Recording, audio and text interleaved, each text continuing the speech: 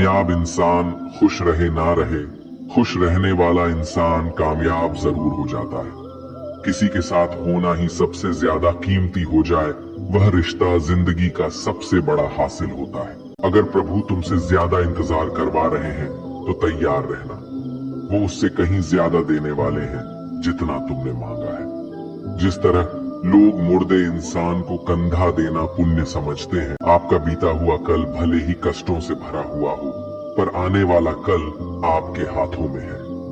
मन अंधा होता है, इसके पास अपना कोई ज्ञान नहीं होता।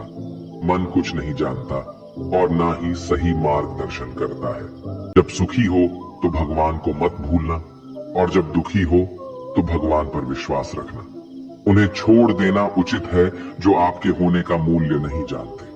यदि जगत में प्रत्येक कार्य मनुष्य द्वारा संभव होता तो मेरा अस्तित्व ही नहीं हो। अधिकतर लोग अपनी तकलीफ से दुखी नहीं है जितना दूसरों की तरक्की देखकर दुखी है। जब भी कोई बड़ी बात बड़े लक्ष्य की हो, केवल उन बातों को उन लोगों से बांटिए जो उस बातों को अपने भीतर बचाकर रखने का हौसला रखते हो। ईश्वर के साथ जुड़ते ही जीवन में खुशियों का, सुकून का, संयम का, सहन शक्ति का, प्रेम का, नई ऊर्जा का, जीवन के सही राह का, संतुष्टि का आरंभ जरूर हो जाता है। आपकी जिंदगी में कुछ नहीं बदलेगा जब तक आप खुद को नहीं बदलोगे। मुंह पर सच बोल देने और गुस्सा कर लेने वाले लोग उन लोगों से करोड़ों गुना बेहतर है जो आपके सामने कुछ और है। हमारे चैनल शंभू ज्ञान वाणी को सब्सक्राइब जरूर करें। लोग अक्सर तब प्रेरित होते हैं जब वे व्यक्तिगत संतुष्टि पाते हैं, जो काम वे करते हैं उसका आनंद लेते हैं या अपने लक्ष्यों को अपने जुनून के साथ संरेखित करते हैं। आत्मज्ञान का महत्व। सच्चा सुख केवल आत्मज्ञान के माध्यम से ही प्राप्त किया जा सकता है। अपनी ताकत और कमजोरियों को समझकर हम बेहतर निर्णय ले सकते हैं और एक अधिक संतोषप्रद जीवन जी सकते हैं।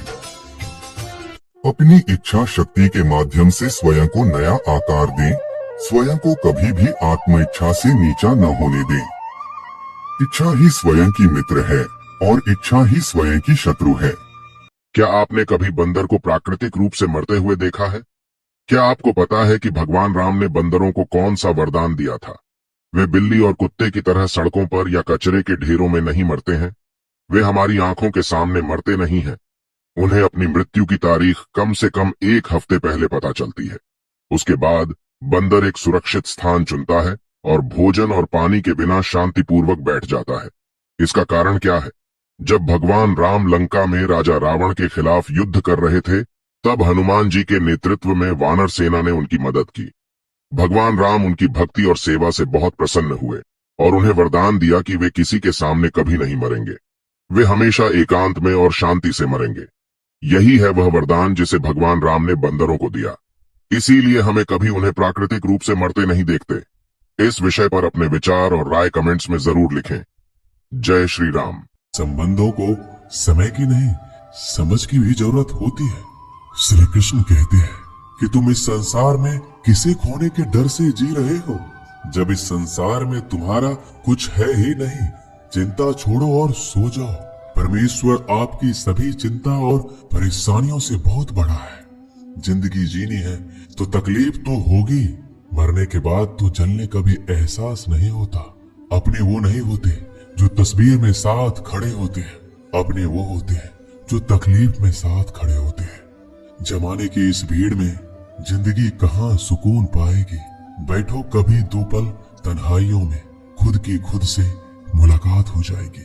इंसान अपना बुरा वक्त तो भूल जाता है, लेकिन बुरे वक्त में जिन लोगों ने बुरा रवैया किया था उनको कभी नहीं भूलता। अच्छे विचारों में इतने व्यस्त हो जाओ कि गलत विचार आपको छू भी ना पाए।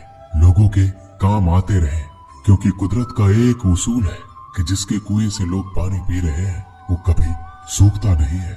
जिस व्यक्ति ने अपनी आदतें बदल ली उसका कल भी बदल जाएगा, और जिसने नहीं बदली उसके साथ कल भी वही होगा जो आज तक होता आया है। समय कभी नहीं रुकता।